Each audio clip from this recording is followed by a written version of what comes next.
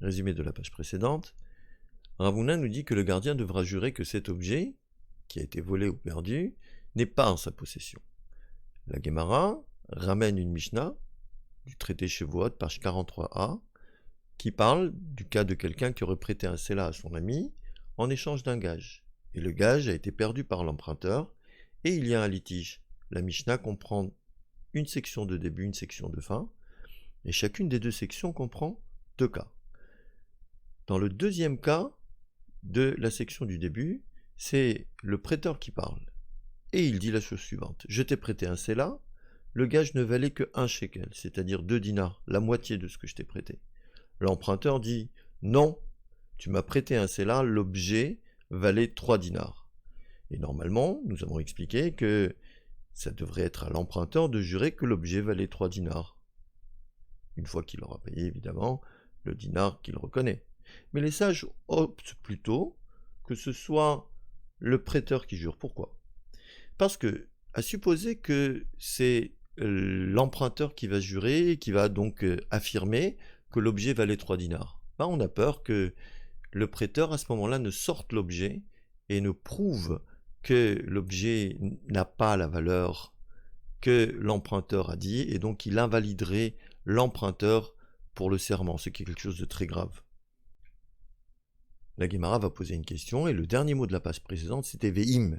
Et si Ita lidravuna, si vraiment ce que Rav Huna disait était vrai, Kevan des Mishtaba malvé, puisque c'est le prêteur qui devra jurer chez Ena Birshuto qu'elle n'est plus en sa possession, que l'objet n'est plus en sa possession. Et Rimatsema Pekla, comment le prêteur pourra-t-il faire sortir l'objet pour invalider le serment de l'emprunteur? Amar Rava. Rava donne une réponse. Shiesh edim shenisrefa.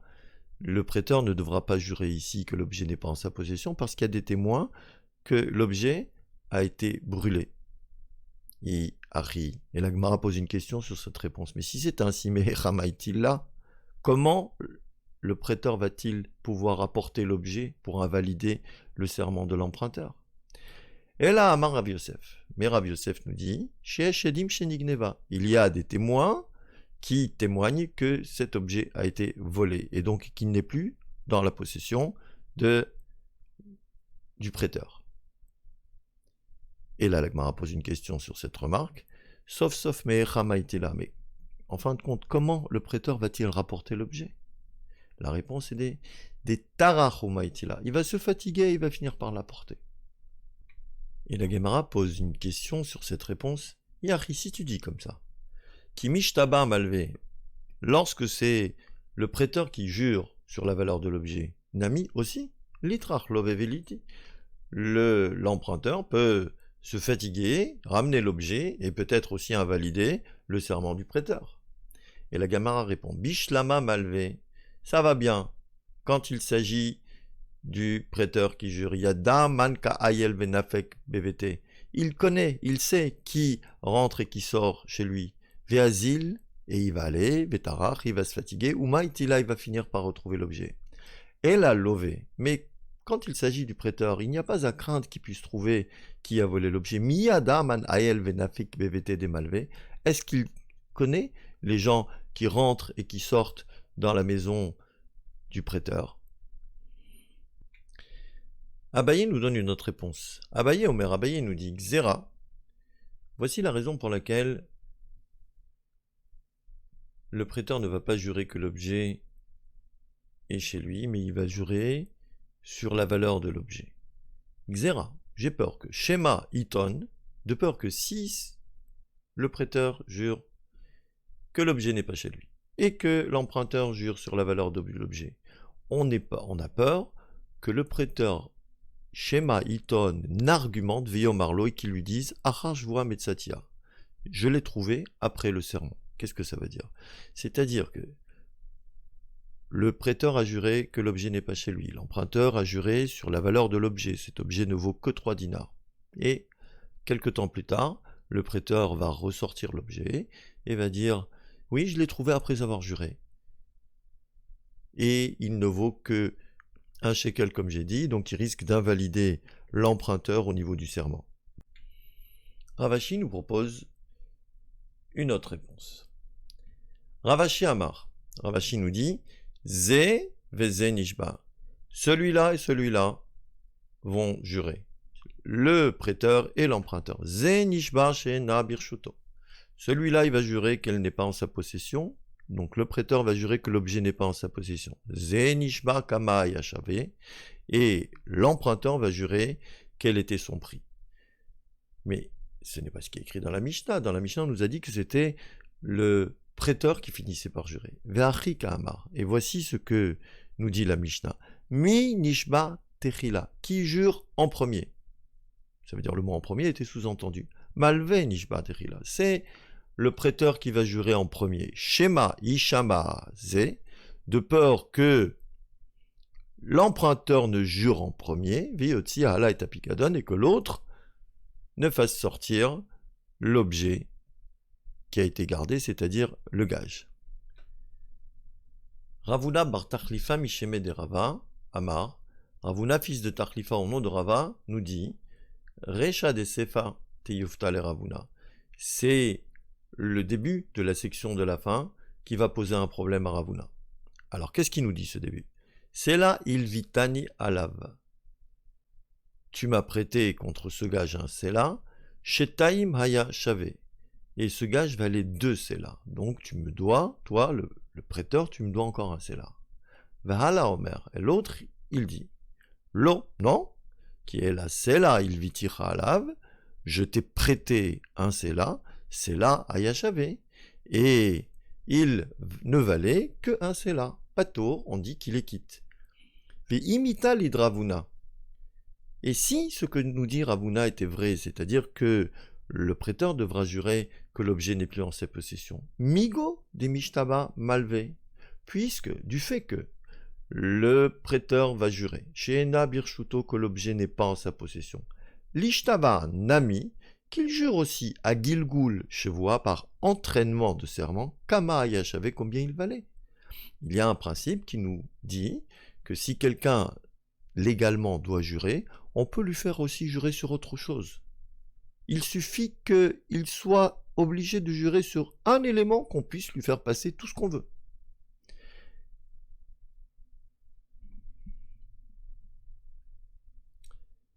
Amar Ravashi, Ravashi nous dit Amarita lishmata kame de Rav Kahana. J'ai rapporté cet enseignement devant Rav Kahana, vers Amarli, et il m'a dit Tehebema amino. On va placer la Mishnah dans un cas où l'emprunteur fait confiance lorsque le prêteur dit que l'objet n'est plus chez lui. Et dans ce cas-là, la Gemara pose une question. Que l'emprunteur fasse confiance aussi au prêteur. Dans ce cas, c'est quoi ce cas? Kama havashave. Combien l'objet valait? Eh ben, dans ce cas, lorsque le prêteur dit l'objet valait que 2 shekels, etc., eh ben, l'emprunteur devrait être d'accord puisqu'ils se font confiance. Et la Gemara répond, il dit Lakimle Begave. Il n'en connaît pas vraiment le prix. La Gemara pose une question. Uneemne malve la love de Kimle Begave. Mais dans ces cas-là, que le prêteur fasse confiance à l'emprunteur au niveau du prix, et donc que l'emprunteur n'ait pas à jurer dans certains cas, etc. Et la Gemara répond La mehemanle, il ne lui fait pas confiance. Et la Gemara pose une question. Umaishana love de mehemanle la malve. Et en quoi y a-t-il une différence? Que l'emprunteur fasse confiance au prêteur. Maïshana, en quoi y a-t-il une différence? Malvé de la mehemanle la lové, que le prêteur ne fasse pas confiance à l'emprunteur. Pourquoi le prêteur, il fait pas confiance à l'emprunteur, alors que l'emprunteur, il fait confiance au prêteur?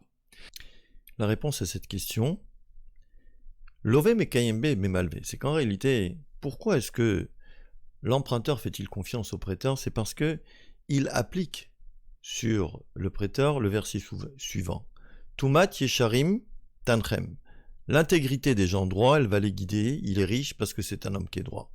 Par contre, malvé mekayembe belové, par contre, le prêteur applique sur l'emprunteur le verset suivant, fait selef bogdim, et la perversion des rebelles, des gens malhonnêtes, yeshadem, elle va les perdre.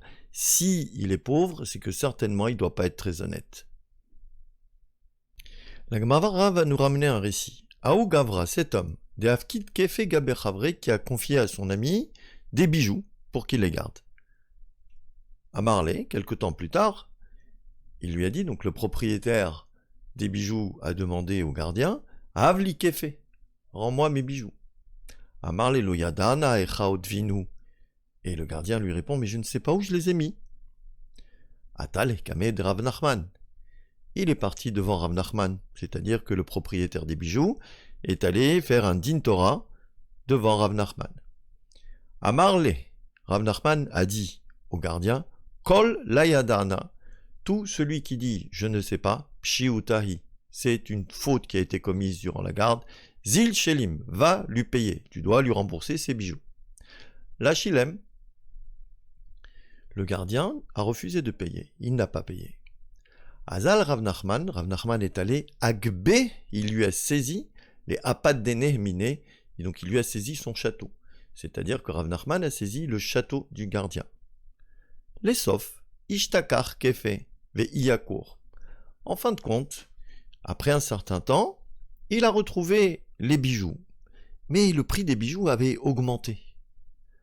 Amar Rav Nachman a décrété Hadri kefe, les bijoux reviennent à leur propriétaire, les marayos à leur propriétaire, ve hadra apaddana, les maras, et le château revient à son propriétaire.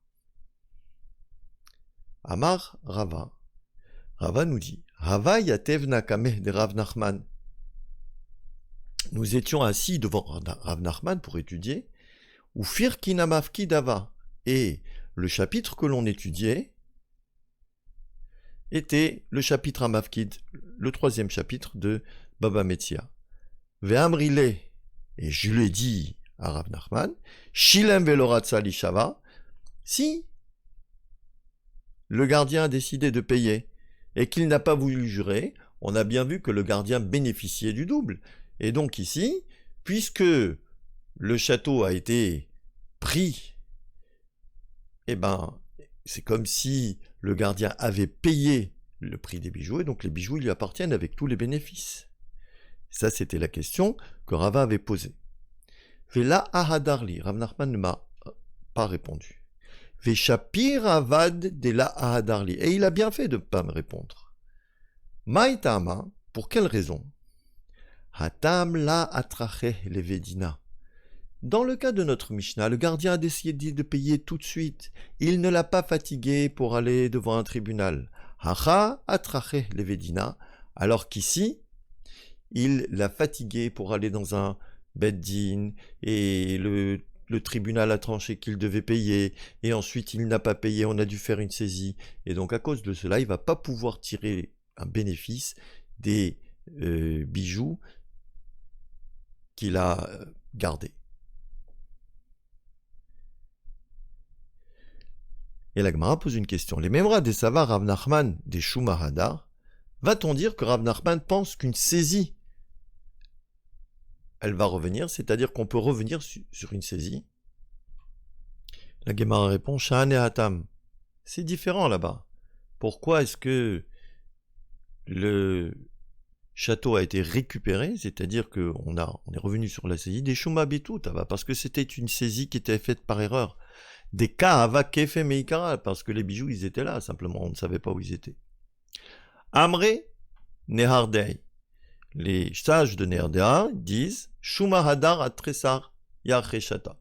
Lorsqu'il y a une saisie qui a été effectuée, si celui à qui on a fait la saisie, il paye, il va pouvoir récupérer son bien jusqu'à 12 mois. Ve'amar Amemar. Et Amemar, il nous dit Ana mi Nehardea ana. Je suis moi-même de Nehardea, c'est-à-dire je fais partie moi-même des sages de Nehardea, ou Zvirali, et je pense, Shuma Hadar Leolam, qu'une saisie va pouvoir revenir éternellement. C'est-à-dire que si la personne à qui on a saisi un terrain, un bien immobilier paye, il pourra éternellement récupérer son bien. Ve'il cheta, et la halacha elle est, Shuma Hadar Leolam, qu'une saisie va revenir éternellement. Mishum, pourquoi? Mishum Sheneemar, c'est parce qu'il est écrit dans la Torah, Ve'asita hayashar ve'atov, et tu feras ce qui est droit et ce qui est bon. La Gemara va énoncer quelques règles à propos de la saisie. Pshita. Il est clair, il est évident. Shamoule leva al-Chov. Si on a saisi un terrain en faveur d'un créancier, c'est-à-dire que Réhouven devait de l'argent à Shimon et il n'a pas pu le payer et le tribunal a fait saisir le terrain de Réhouven par Shimon. Ve'azal ihu, et il est allé lui, c'est-à-dire Shimon, Ve'shama leva al-Chov d'idée. Et il a fait saisir ce terrain par son propre créancier, c'est-à-dire que Shimon il devait de l'argent à Lévi, qui ne pouvait pas payer, donc il lui a donné le terrain qu'il a saisi de chez Réhouven. Si Réhouven amène l'argent et que ils viennent voir Lévi, Lévi peut lui dire mais moi j'ai pas pris le terrain de chez toi, je l'ai pris de chez Shimon et j'ai rien à voir avec toi. Et bien le tribunal il va pouvoir Amrin Danle, on va pouvoir lui dire la adif at, tu n'es pas mieux placé, mi gavra de atit miné, de l'homme de qui tu viens, c'est-à-dire de l'homme de qui tu as eu la saisie. C'est-à-dire tu n'es pas meilleur que Shimon. Shimon, si Réhouven lui avait payé la dette, eh ben, il aurait été obligé de rendre le terrain. Toi, Lévi, tu devras rendre le terrain à Réhouven s'il te paye l'argent. D'autres règles. Zabana. Supposons que le terrain qui a été saisi a été vendu. Urta. Il a fait hériter, c'est-à-dire il est mort et le terrain est allé en héritage à un héritier. Yahava bematana, et il a donné en cadeau. Vadaï, il est certain. Hane, ces gens-là, c'est-à-dire les héritiers, ou ceux qui ont acheté, ou ceux qui ont eu le cadeau. Hane, mais Ikara, quand ils ont pris le bien depuis le début, Adata de Haran Erhut, ils sont venus pour le terrain, c'est-à-dire ce qui les intéresse, c'est le terrain. Vela vadata des Zouzenerhut, et c'est pas pour l'argent qu'ils ont pris le terrain. Donc ce qui les intéresse, c'est le terrain, donc on leur laisse le terrain. Shamoula Laïcha a supposé que un terrain a été saisi en faveur d'une femme qui était créancière. Vintsiba, et elle s'est mariée. Au Shamoumina, ou bien on a saisi un terrain à une femme qui était donc débitrice, Deisha, donc on a saisi à la femme, Insiva, elle s'est mariée ou meta, et elle est morte. Baal benirse ishto, le mari dans les biens de sa femme, lokeach avait, il est considéré comme un acheteur. Alors, quelle en est la conséquence? L'omihada, il ne rendra pas un terrain qui a été saisi en faveur de sa femme, velomehadrinanle, et on ne lui rendra pas un terrain qui a été saisi à sa femme. De Amar Rabbi Yossi bar Hanina. La preuve, c'est que Rabbi Yossi bar Hanina nous a dit, Be'usha, lorsque le Sanhedrin s'est trouvé à Usha Hitkinu, ils ont institué Haïcha Shemachra Benirse Melog, la femme qui a vendu des biens d'auto. Ce sont des biens que la femme fait rentrer au moment du mariage, et le mari ne peut pas, lui, les vendre, mais il a le droit de profiter de l'usufruit de ces biens. C'est-à-dire si c'est un terrain qui va produire des céréales ou des fruits, le mari va pouvoir profiter de ces fruits. Si c'est un bien locatif, c'est-à-dire un bien qu'on loue, donc le mari va profiter de cet argent, et il va utiliser évidemment cet argent pour le bien du foyer. Et donc c'est une femme qui, elle, a vendu des nirsemelogs, ces biens d'auto. Bechaye Barla, pendant la vie de son mari, ou Meta. Et elle est morte. On nous dit, Haba al-Motsi Miyad al-Ekuchot, le mari a tout à fait le droit de reprendre le terrain de chez les gens qui l'ont acheté. Et il est évident que le mari va rembourser l'argent. C'est-à-dire que si le mari est capable de rembourser l'argent, il va pouvoir, et il aura le droit tout à fait de récupérer le terrain. La suite, à la prochaine vidéo.